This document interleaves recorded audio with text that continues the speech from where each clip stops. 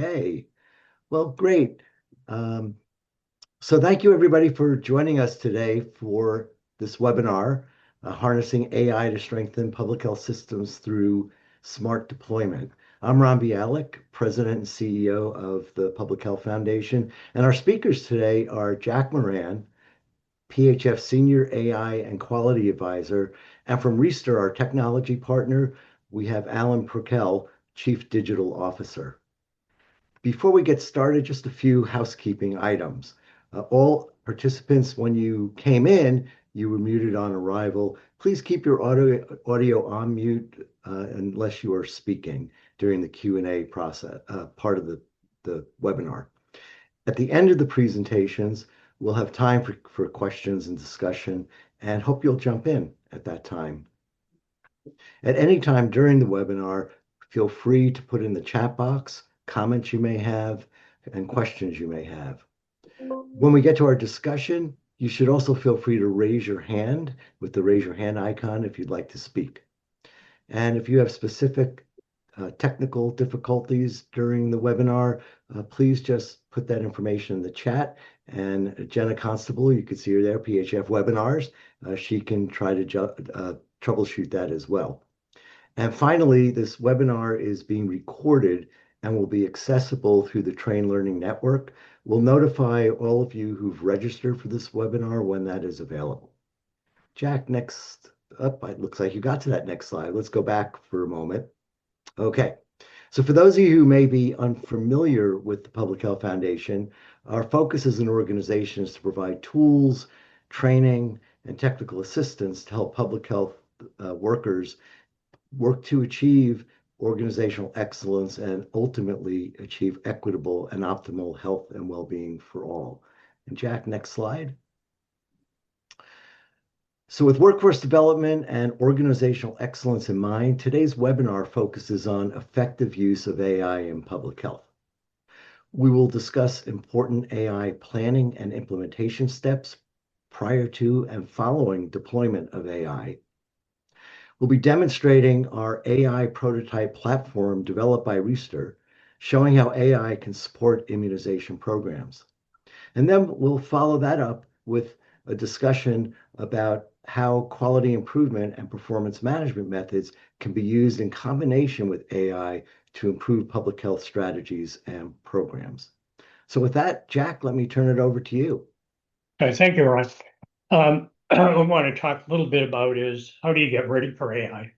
And we have basically 6 steps we look at. We have an AI overview, how to select the process you'd like to work on, communication planning, how do you adopt technology, how do you start governance, and process flow charting and walking the process. And then we want to talk about how do you minimize disruptions when implementing AI. Is this working? There we go. So step 1, it's we will give a 1-hour AI overview for staff. We help you determine which process to use. We have an electronic prioritization matrix that you can use, and I think you're going to put it in the chat run where it is. And that helps really focus down which one you want to focus on, process, which is the best one. The other one we have is an AI readiness assessment, and it's got 5 stages to it.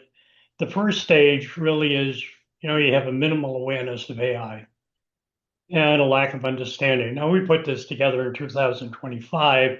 I think most people have gotten past stage 1, but every once in a while we bump into somebody. Stage 2, you're researching it. What's the benefits? You think you have no organizational AI in place, but you find your employees are using it on a regular basis and you don't know about it. And that's unfortunate sometimes. The other thing you want to look at about is how do you reduce the fear about AI? Fortunately, in the news, it's sort of slowed down, layoffs from AI. And now we see people getting into the next stage of AI, starting to experience. And what you see is this people have strong anxiety, but they've been using it. And they understand the need for a AI policy. they understand the usage, and some minimal understanding of how it can help. Stage 4 is hoping where we can get you to is you get some limited deployment, build a policy, use an individual team problem solving, get training on AI, reduce the staff anxiety. And the big thing is data quality. If you have bad data, AI is just going to amplify it. And then complete the AI readiness assessment. The last stage is we get to the culture of AI, and the majority of the staff is using and embracing it and is very strategic in your operation.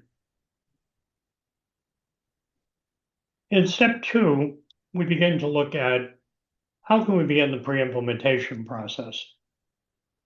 How do you communicate to the organization? And please don't do it in an email. Never works. So it's not a one and done approach. You got to do it many times. You need to have communication forums, all hands meeting, make sure you reiterate what the main points were, make it clear it's an ongoing conversation. And really the talking point you want to be hitting is, why are we adopting it? Where will it be introduced? Why is it going in there? Do we see any impact on jobs? And don't say, there's one CEO of a company said there will be no layoffs for AI. But next week, they started laying people off. What tasks can be impacted? When will it take effect? How will there be training? Things like that you really want to bring forth to people. And then you want to think about the technology adoption. And this is really how people in the organization accept and use new technology. Now, remember, you've seen those curves many times. It talks about, there's like maybe 12, 15% that are innovators and early adopters. And they jump in, they don't worry about failure. They just want to try it. And those people are ones you want to start to pull out. But then you have, the group in the middle, which is about 68% of the organization, that are, pragmatic and conservatives. They're not going to jump in until they don't make a mistake with it. So you want to start using it and start bringing those people on slowly. And then the last piece is about 15% of the organization that will always be skeptics. They're still not using Microsoft Word yet. So you got to get onto those people. You got to work through the whole organization. And you have to tailor your communications, as we talked in the previous slide, to each one of those groups. The innovators and the early adopters, they'll jump right in. But the pragmatists and the conservatives, you're going to have to work with them. And learning and adapting to any new technology is challenging. You've seen all the things we went through with Excel spreadsheets, things like that. People had a hard time. Now it's pretty much a way of life. Not so much challenging, it's not the technology, but it's the human response to it. And that's the key part. And once the public health workforce understands how to strategically engage with AI, it'll become an ally for them. And that's going to be important. Now, again, some of the things that make the technology challenging is fear right off the bat. I can't do it. I'll never be able to do it. I don't have the confidence in myself to do it. People are always questioning their abilities to adapt, whether it's at work or at home or playing. And there's a group of people that are not willing to change, not open to new ways of working. So if you don't provide the support, communication, and the training, it's never going to get moved. And many times, AI is introduced into environments shaped by experience. People will be dealing with in public health, they have a lot of experience and a lot of education. They identify with their process and they have a motivation to do good. And like most systems, just think people process rational processes of information. But you got to think about, how do people interpret risk, authority, decision making? And a highly accurate system like AI may give you the right answer, but it might conflict with how they see it. And a lot of times people will just ignore the recommendations of management, override the system, and do it their way. And if that continues to happen, teams return to the old way of doing things that they trusted. That's the big thing. And when it happens, companies usually assume the problem is technical, and we get more upgrades, more technical, more rebuilds, more architecture, and they don't help. It's the human context that we have here that's really the process. Now, change is hard. I want to hear about AI. I don't want to see it. I don't want to speak about it. I don't have anything to do with it. And if you remember the Kubler-Ross change curve, it's been around for a long time. The minute you introduce AI, there's shock. Then there's disbelief. Then there's frustration, depression. We're all going to be laid off. And then if you can get people, especially those conservatives and the pragmatists, to experiment with it a little bit, they might like it, learning how to make decisions with it, and then integrate it. The ones we talked about, the early adopters, they skip the first 4 steps. They don't have any shock, denial, or depression. They just jump right in and do it because they don't worry about failing. The next thing we want to look at is good governance. And that's a key thing to do. And one thing we want to do is make sure we discuss where was AI used? What did AI contribute? That's a key part of it. And that's where you got to bring the human into the loop. Here's AI on the side, all our code, but we need to start looking at it, make sure the human reviews it, understands it. You want to be able to track AI across your organization. Where is it being used? Who's using it? And in the governance, you want to address, the elephant in the room. I'm using it at home and I'm bringing it to work and plugging it into the computer. I might be using an open source. Is it causing any harm to our equipment? The other thing we want to look at is how do we manage sensitive data? How we protect it? And then what safeguards against hallucination, drift, inappropriate outputs, and we want to reduce the cyber threat too. When you develop an AI governance, keep it simple. We built one at PHF, which I think is 4 pages long. You look at some of these templates, you'll be up to 70 pages before you know it. And just take your time with it and build it slowly and continue to develop it as you develop AI. Now, without a centralized governing framework, you get model sprawl. Everybody's doing something different. We all know we got the silos, they'll all do it differently. Who owns what? We all own the same version. Misuse is going to happen. And then the guy on the bottom down there, the cyber threat, he'll come in and do some problems for you. Now, step 5, this is where PHF comes in and helps. We want to look at developing a current flow chart of the selected process.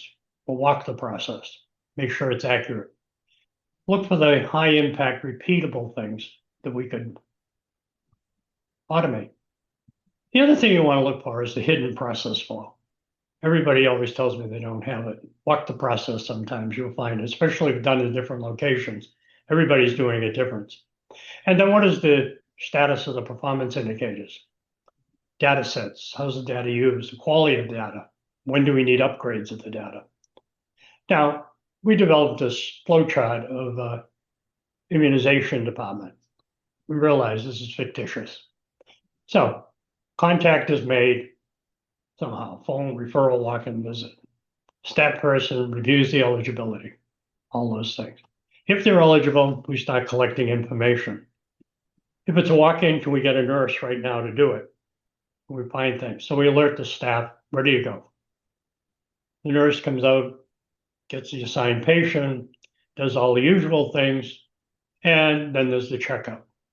Now, one of the things we want to do with this process is we want to walk the process from beginning to end. And what we want to look for in here, what's the hidden flow? What are the things that are happening that we don't see is not visible? And believe me, I've done this 1,000 times. Everybody does something different. People have invented their own forms. They've done workarounds. They collect data differently. We want to see when can we collect the data. So seeing the process like we just did in the conference room to observing it firsthand. So this is where we really get, where is the data collected? And more times than not, I always find people say, well, the process goes from 8 to 5. We only have time at noontime to collect data. And that's when we sample, missing the whole process. So this is a chance to reserve work under the conditions that it's being done.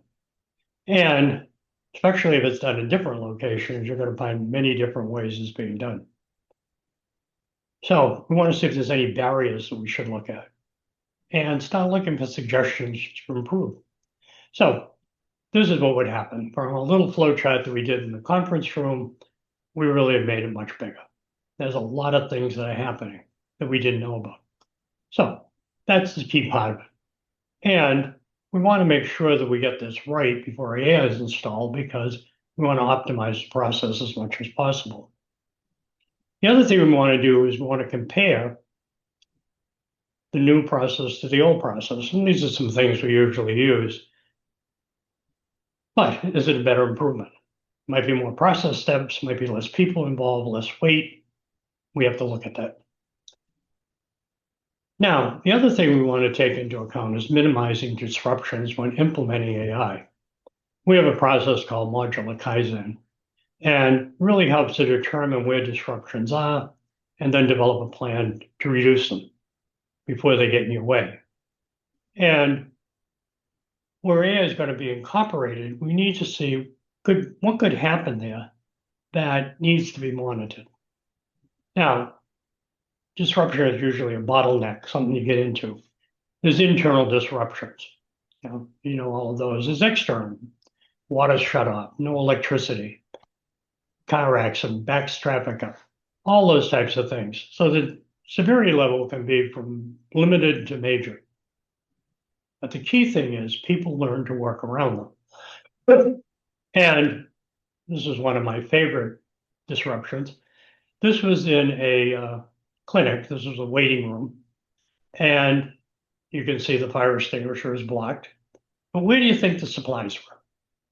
Behind the door. So I talked to a woman that had been there for 10 years, and she said the first day she arrived, she said, why don't we cut the benches and so we can get access to the door? The answer was, you cut them, they're going to fall down. We can't stabilize them. So people worked around it. They built a little ladder. So they'd open the door in the morning, put this little ladder over it, climb over, hand out all the supplies to everybody, close the door, and that's where the vaccines were kept too in the refrigerator. And then they would go back to work. And then if they needed something, they got to get people to move. So when we walked the process, the manager was shocked. Never saw that. So they finally cut the benches, put a 4x4 under each end, and stabilized it. But you find people keep asking, can we fix this, get this done? And what happens is no response. So they work around it real quickly. And somebody had fallen over one of those chairs, is why they got the ladder, hurt their leg. So things happen. So when you're doing this, you should be really asking the questions. What thinking put this bottleneck there in the first place? And then how do we overcome it? And some of them are very simple, like make 2 big cuts and get rid of it. And let me turn it over to Riester now to talk about how they will incorporate AI into the process. Thanks, Jack. So you just heard about the process and the framework. Now let's show you what this actually looks like in practice. What we're about to walk you through is a working prototype, a platform built on real CDC data that demonstrates how AI can support immunization program decision making. We're going to use Idaho as an example state today. 4 quick segments: the overview dashboard, a state level deep dive, an AI generated executive summary with local context, and then strategies and resources. Let's jump in.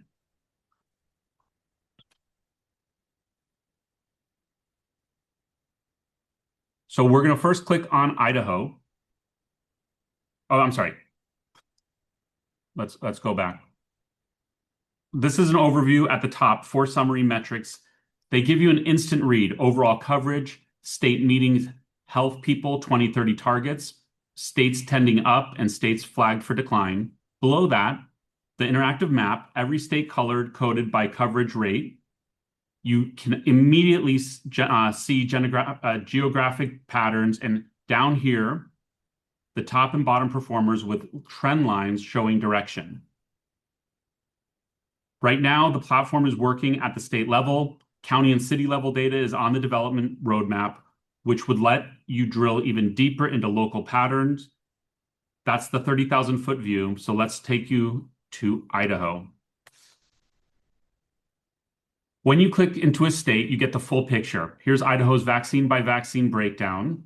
The bar chart showing coverage rates for each vaccine. At a glance, you can see which are meeting targets and which are lagging. You've also got trend indicators showing whether coverage is improving or declining over time. Now let's see what the AI does with this data. This is the heart of the platform. The AI takes all of the Idaho coverage data and generates an executive summary, a narrative your leadership team can actually read and understand.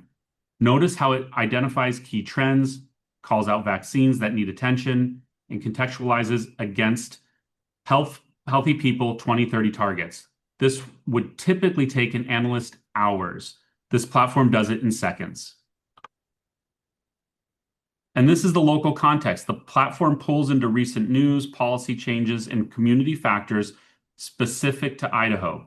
Coverage numbers don't exist in a vacuum. If there's been a relevant policy change or an outbreak in the news, that changes which strategies make sense. The platform does that research automatically. Next, you'll see where the data becomes action. With an important caveat, the platform surfaces evidence-based strategies for you to consider and prioritize. It's not prescripting a plan. The human factor is essential. For example, it might surface school-based vaccine partnership that's evidence-based and effective in many states. But if your department has a difficult relationship with the local school system, that strategy might not be realistic right now. You know that context, and AI does not. So what you're looking at is a menu of strategies organized over a 90-day planning horizon. Things to consider, discuss with your team, and prioritize based on what you know about your community. These strategies connect directly to relevant training resources, train.org courses, PHF toolkits, CDC guidance. If your team decides to pursue a provider-educated or education strategy, supporting training is linked right here. And once you've identified your strategies, the platform helps you communicate them. There are messaging frameworks designed to help you gain support for moving forward, tailored to Idaho's specific situation and the strategies the platform has surfaced. You'll also see projections where coverage is headed if current trends continue. This gives you a realistic view of what improvement could look like over time. This was a brief look at the platform in action, from data to narrative to strategy to communication, all driven by real CDC data and AI analysis. What we've shown you in a working prototype, your feedback today directly shapes what comes next. This is a pilot, and we're building it around what health departments actually need. Now I'm going to hand it back to Jack, who's going to talk about how quality improvement methods can be paired with AI to help you prioritize and select the strategies that make sense for your state. Thank you, Alan.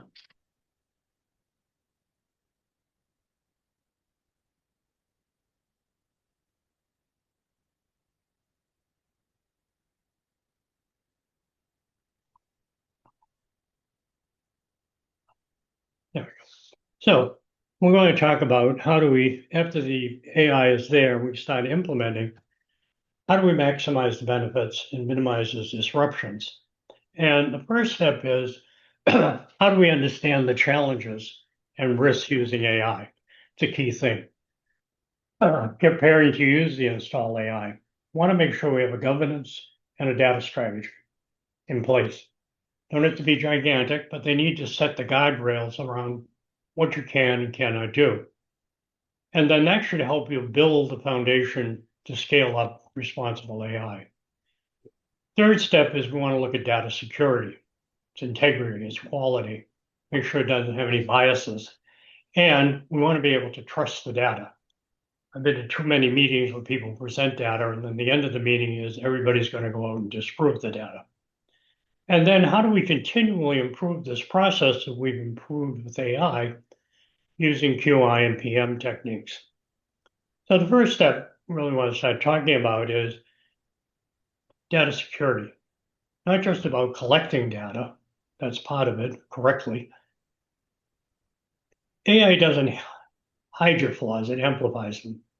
We want to look at our infrastructure. Do we have the ability to continue to advance AI, build on it?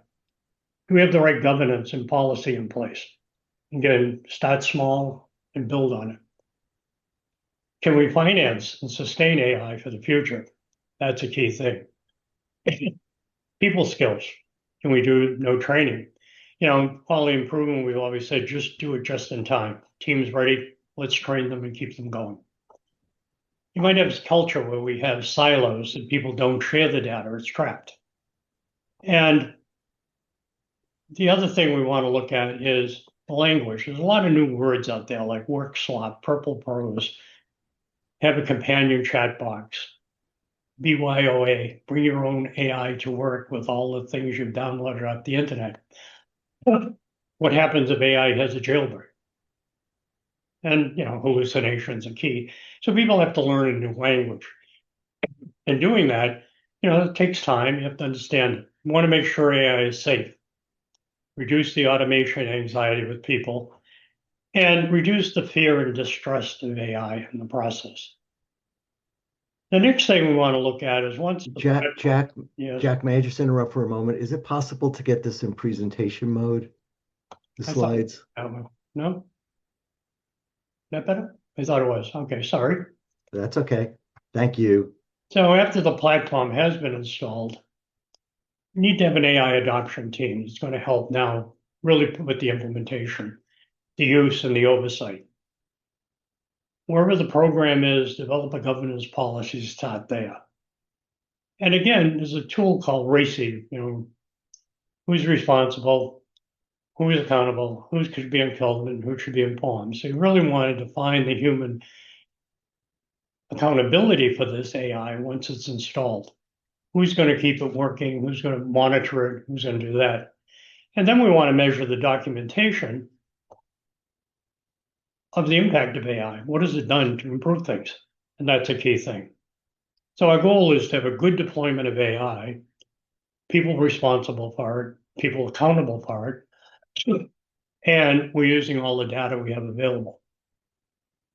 Now, the third step encompasses data security, data privacy, integrity, quality, and data trust. All key things. So data security, make sure your information is protected, access is controlled. And you want to make sure, that guy that I showed you before with the hood isn't sneaking into your systems. I just saw one on the news that some school system spent $150,000. They sent it out to a hacker. Came in because now they can do your voice, pick that up, make it different, pushed it through. And what happened was they paid $150,000 on a contract to the wrong person. Doesn't take much. Again, you got to make sure the decision AI is making with the information you want to know what it's doing. But even a perfectly secured system can still produce an unsafe outcome if the decisions is made with bad data. So when we have data security, it should answer the following questions. Are access controls in place? Who can use it? Is our infrastructure ready? Do we have it encrypted? Do we need to have it encrypted? Every time we see a vulnerability, we got to make sure we identify and patch it. That's why you have to have somebody accountable and responsible for it. And then checking on a regular basis, a human in the loop. Is AI making good decisions? Good decisions that, reflect our experience and so forth. The other thing is who owns the data? Who keeps it up? Who keeps it current? Who owns the AI decisions that are made? That's a key thing. Somebody's got to be reviewing them. And then we got to think, where do we want the outputs? What are acceptable? Now, what do we do if the system gets it wrong? That's a key thing. And then who answers when something goes wrong? That'll be a small group of people. Now, the other thing with data security, it's about the technical locks on the door, the tools and the defense, who can get in, who can't. And we want to make sure that we don't have a breach. Data privacy, who's allowed into it for to use and share the data. Now remember, the hacker's highway comes in, once they get in, you can't get them out. And again, during this time period, there's a lot of things that could be happening. The vulnerability and landscape for AI, we said it's a hacker's highway. You have phishing attacks, you have denial of service, you have ransomware. Now they can deep fake and impersonate your voices. So your boss may get a call from his boss, but it's not his boss. Somebody's using their voice. Been a lot of ransomwares around and so forth. And what we're finding is, you're getting faster and more targeted threats. Now, the future of AI depends on your data. And we want to talk about what's a trusted foundation. Okay? How do we make it secure? Make sure it's accurate, consistent, and so forth. And the big thing here is we want to attract and retain customers, we want to increase our revenue, reduce our costs, improve efficiency, but we have to have accurate, consistent data. No doubt it's good. And there's data cleaning programs you can use to help you. Without it, your AI outputs might be unreliable at best. And again, this data integrity was a report in 2025. 60% said that AI is a key influence on the data program, and only 12% reported data sufficient quality. So you can see there's a lot of work to be done. So again, we want to make sure as we go forward, if you don't have a trusted thing, what's going to happen? You get biased practices, and that gets key thing. You can have inaccurate guidance, flawed decisions. And once it's in, it's hard to get it out. So make sure the data integrity, is a combination of accuracy, and consistency, and context as the data comes in, data quality, foundational measurement, and then trust is a key thing. And let me not just go to that one yet. Now, again, 5 good characteristics of data quality is that it's valid, it's accurate, it's complete, it's consistent, and it's uniform. And those are key things we want to be looking at. And again, bias practice can be explicit biases, conscious or intentional, about a certain group of people. Employer openly favors one gender over another. Implicit bias is another type. It's unconscious.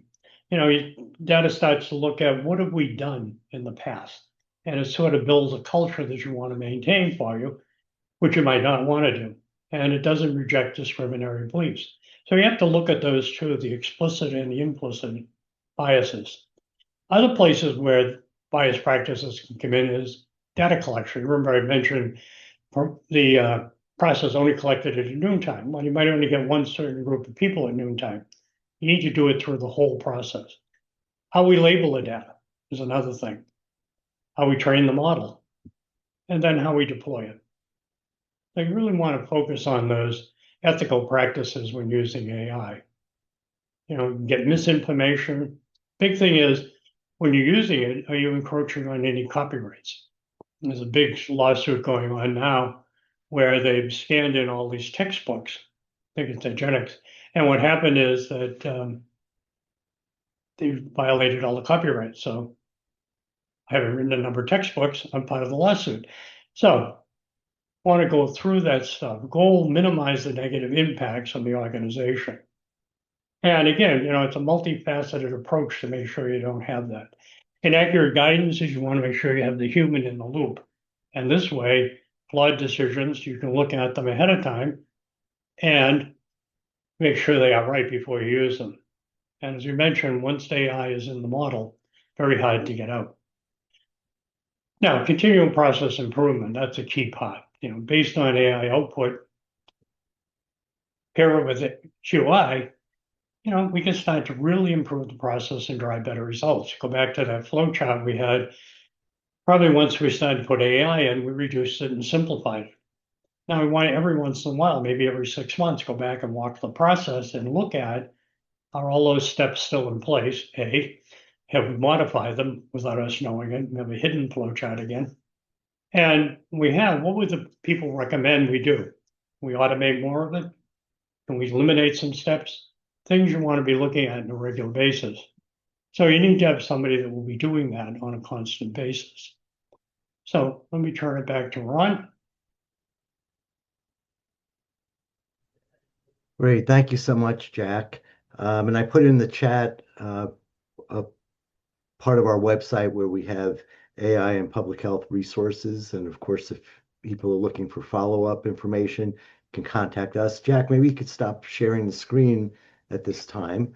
And as we're getting ready to have our discussion, and I see one question that's already queued up, and please put in more questions in the chat box or raise your hand. I just wanted to emphasize a few things.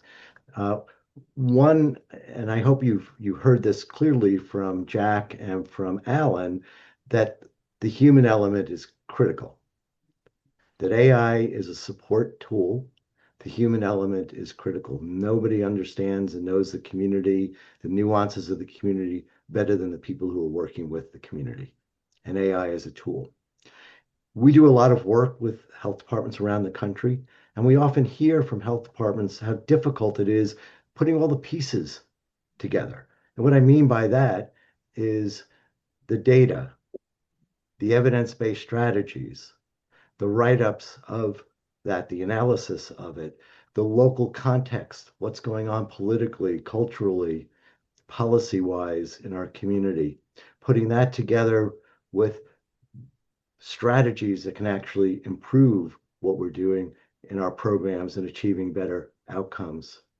Mixing that with the training that may benefit the staff who are working in this area. Putting all of that together can be difficult and time consuming.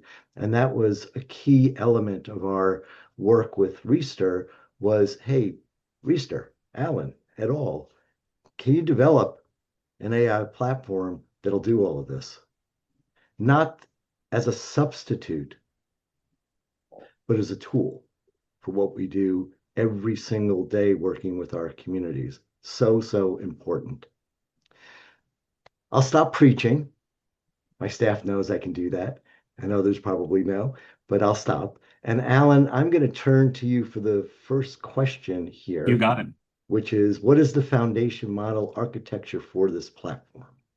So like all AI, the foundation model starts with the data we are bringing in. And the data is a multitude of sources, but really the expertise that you see on the screen here between Jack and Ron and their teams of being able to find the right data, share what is going to be kind of the algorithm we put together to go get that data. So there's years and years. I'm not going to try to count Jack and Ron's years together in public health alone, but there is a ton of knowledge that was shared in order to build out what that algorithm looks like.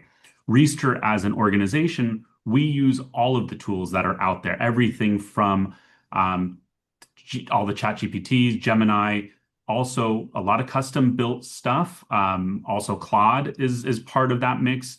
We're exploring with lots of different tools, and our tech team ties those together in order to produce what you saw. So there's different toolkits we're using from coding standards to ensure that we can build a scalable and stable system.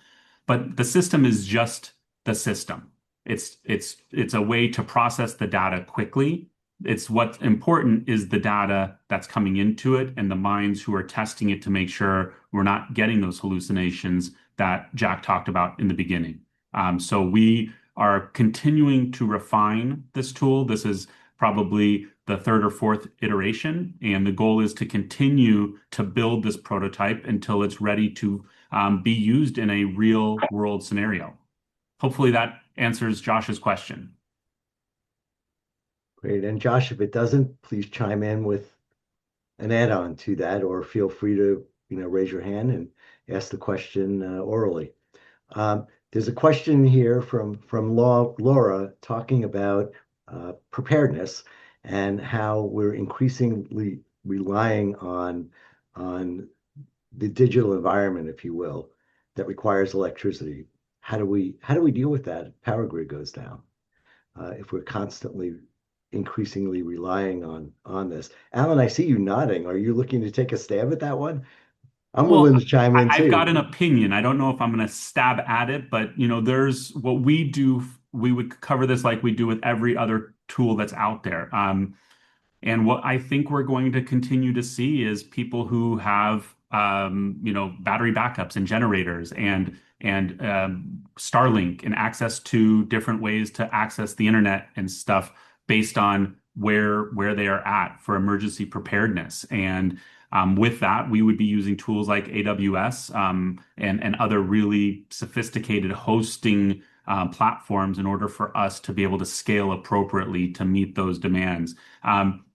And the other piece is we haven't talked about this, so Ron and Jack can definitely share. But depending on how this product takes off, there is an opportunity to bring some of this localized into mobile apps. I mean, this is just a beginning of something that we see a stepping stone to a greater world of sharing knowledge. And this is all about sharing knowledge more than it is about any tool. And so from our mobile devices to other information sources, being able to publish this is really important. Yeah. And Alan, let me add to that. Part of our approach in working with Riester, and I talked about it just right up front a moment ago about the human element, is emphasizing the human element. That this is one of many tools, and if the power grid goes down, you don't have to rely on this tool that we've developed. You have the planning pieces that have been put in place, and part of planning is what do we do if the power grid goes down? You have the implementation pieces, you have your QI, et cetera. So this is meant to supplement, and I'm not suggesting that it's an easy matter to deal with the power grid going down, but this particular approach that we've taken doesn't only rely on the electronic component. The other thing, in addressing the question that Monica asked about mitigating environmental impacts of AI, putting an article in the chat, there are things that we can do individually to mitigate the impact of data centers. We can use AI properly. I talk to people all the time who use AI almost nonstop. You don't need to do that. When do we need to use it? When is it really beneficial to use it? Do we know we're using it?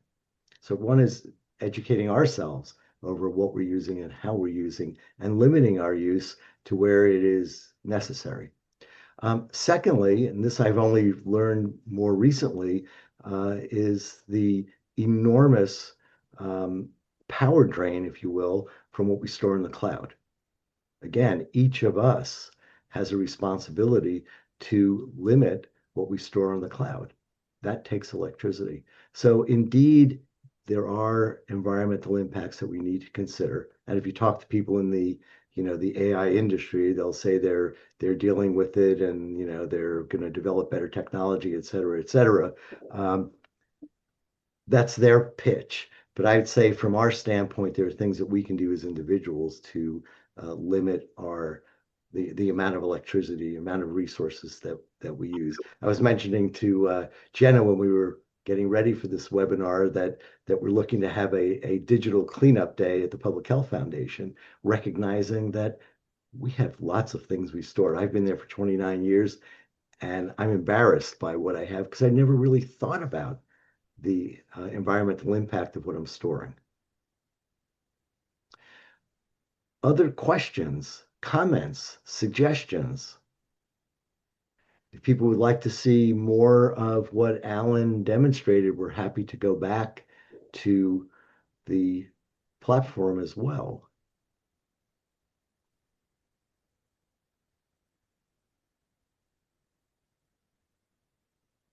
Are people being shy? Ah, well, thank you, Laura.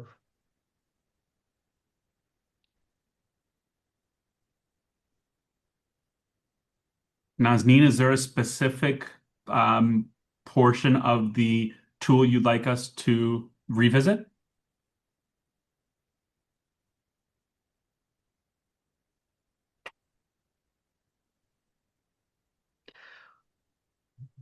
Well, maybe Alan, while you're bringing the platform back up, let me try to address the question about CDC's new priorities leveraging AI. I wish I had an answer for you. I'm not going to pretend that I do. And CDC policies are changing um, rapidly, daily. They go in multiple directions as well. Um, so I don't really know. What I would say, however, is a platform like this would fit in well with CDC's thinking in that it's meant to supplement what we do. I mean, here it is. We have a major public health infrastructure grant program out there that state health departments, in particular large cities, are benefiting from to help build their infrastructure. Part of that infrastructure is the IT within that infrastructure. And IT does not stand alone. And again, what we try to emphasize time and time again is it is a tool. It is part of what we do. It is not everything. And the human element is the essential component to complement the IT. Thank you, Alan, for pulling the platform back up. Again, Nazim, was there anything in particular you wanted to see? Well, Alan, while you're there, maybe go click on projections. That's something we didn't show, and it's something that you more recently have really done a lot with. So if you look at this is a projection polio trend and vaccine in Arizona, but if you look up at the top, you can look at a variety of different vaccines. And what we're trying to do here is to say, based upon the trends over time, this is what we would project the future might look like under the current policies and conditions. This is where QI can come in. This is where evidence-based strategies can come in. If we'd like to change the direction, what can we do? If we don't do anything, we're likely to continue to decline in several areas.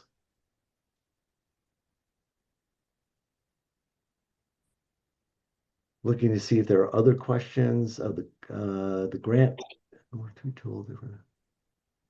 The other thing, Ron, is some of those declines might be due to local context. So it's always important to be watching that. Right. Thank you, Jack. Yeah, that was, one conversation we had with Alan and his team. Uh, two things that we did that were, I think, very different. Actually, maybe there were more than two, but one was to say that we need to really look at what's going on in a community. That it's not just good enough to look at the data, the numbers, the trends. You have to be looking at what reality is on the ground, what is in the news, what the policies are that are being developed, et cetera, et cetera. So that's the local context. We also worked with Alan and his team to have automatically brought in, along with the recommended strategies that are evidence-based, what type of training. And that's where you have the links that go directly to train. That is a live link. Oh, thank you, Alan, for pulling that. Sean, we might want to go to data sources. It looks like there's a question of where is the source from the different data sources coming in. Ah, got it. The third thing I'll mention is we also talked with Alan and his team about communications. That we could have the best strategies in the world, the best evidence, but we also, in public health, we can benefit from some guidance on how to present this to policymakers, to the public, and to providers. And that's also something that we added into the platform. So, Alan, you're going to take that next question? Yeah, we're just sharing here. There's really important for us to be very transparent where the data comes from and how that data is used. And so we've created this section for data sources to be able to be used. The vision here would be the ability to upload and share data between each other as it's able to ingest, and we can look at what is data specific to the user, what is data specific to the system, and then what is shared data. So AI gives us the power to do so much so quickly where it doesn't require a human touch to quantify all the ingested content.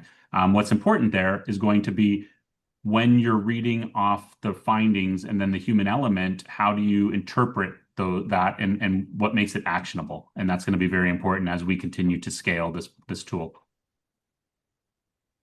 Thank you, Alan. And you may have noticed there was something saying CHSI benchmarks, and that is from something that we had developed along with ASTO and NACHO, was community health status indicators for every county in the United States. And with that, we developed peer groupings. And the peer groupings weren't based upon your neighbor, but it was based upon a grouping of jurisdictions that was similar to yours.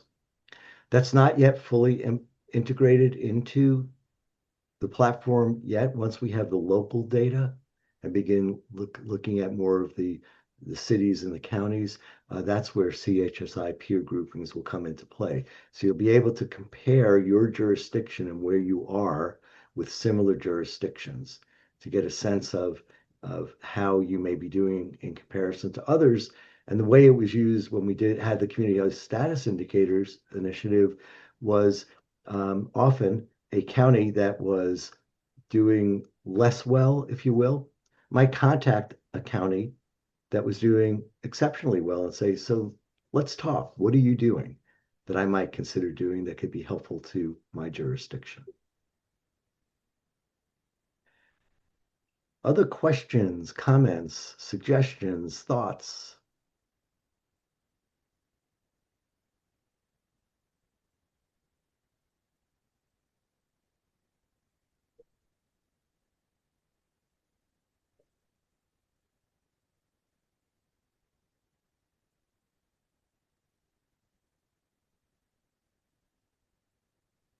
Thank you, Sean, for scrolling through all of the different pieces of the platform.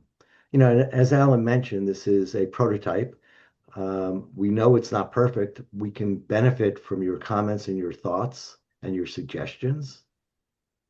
If not now, feel free to send them in to us.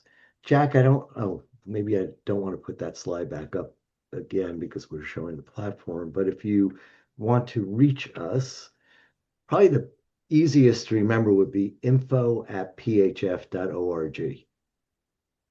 Just info@phf.org, and then we'll triage it to the right people if you have any questions or follow-up conversation.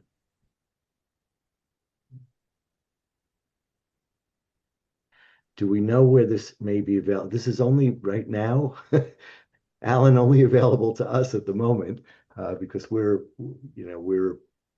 looking at the possibility of piloting it.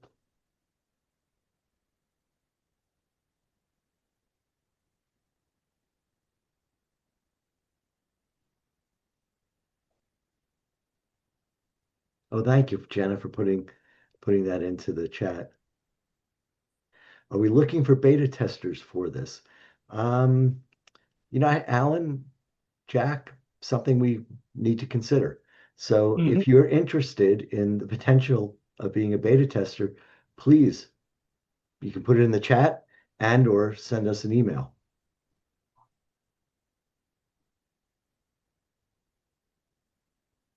Howard County. I'm familiar with you guys.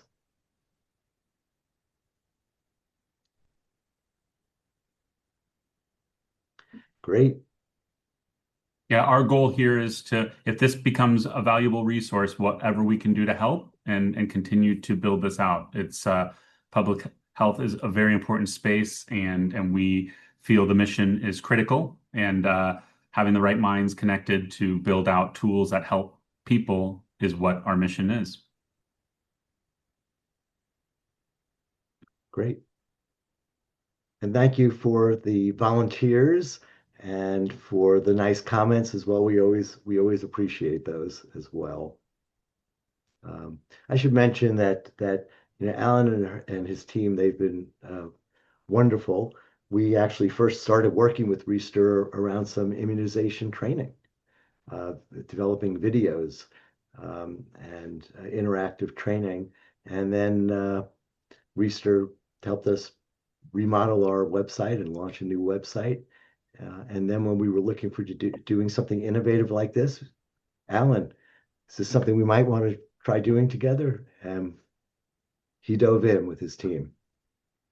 Riester's been a great partner. Well, thank you all for the opportunity and for your time today. Yep. Yes. Thank you, and stay tuned. We'll also be sending out an email to everybody who's registered with the link to the archive webinar that will be available through the Train Learning Network. Thank you so much.